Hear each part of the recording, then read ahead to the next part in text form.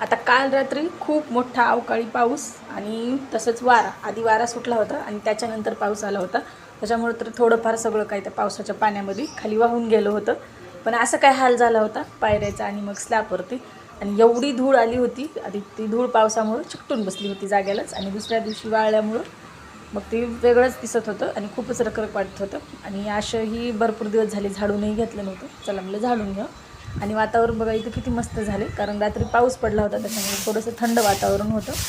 मग इथे सगळं काही मी झाडून घेतलं, स्वच्छ असं झाडून घेतल्यात आता पायऱ्या. आणि वरचं जो ज्या ठिकाणी चूल आहे आमची त्या ठिकाणी आता चूल तर एरवी काय अशी पेटवत नाही, मग आधीमध्ये पापड वगैरे काही केलं तरच चूल पेटवणार. आणि कधी जर जास्तच गरमी वगैरे झाली किंवा मग चुलीवरचं काही जर खायची इच्छा झाली त्यावेळी मग चूल पेटवली जाते, असं म्हणजे हौशेनच. आता काही म्हणजे असंच असते आमचं. असं मग आता मी सगळं काही व्यवस्थित झाडून घेतलं. या पायऱ्या ते एवढी अशी धूळ आली होती, थोडंसं वारं सुटलं की, कारण झाडाची पानं ते येतात, भरपूर झाडं आहेत आमच्या बाजूला. तुम्ही आता भरपूर व्हिडिओमध्ये बघितलंही असेल माझ्या. खूप छान झाडं आहेत आणि पक्ष्यांचा चिवचिवाट मस्त सकाळी सकाळी चालू होता.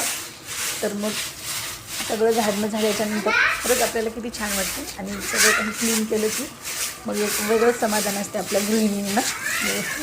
असंच मग सगळ्या काही मी इथं पायऱ्या झाडून घेतल्यात, अगदी स्वच्छ करून घेतल्या पायऱ्या. आता पाणी टाकायची तर काही गरज नाही, कारण रात्रीच पाऊस पडला आहे आणि खूप मोठा पाऊस पडला होता, त्यामुळे थोडंफार क्लीन झालं होतं. बाकी मग जरा जास्त जी असलेली जी धूळ होती उडून तीच चिकटली होती. चला भेटूया नेक्स्ट.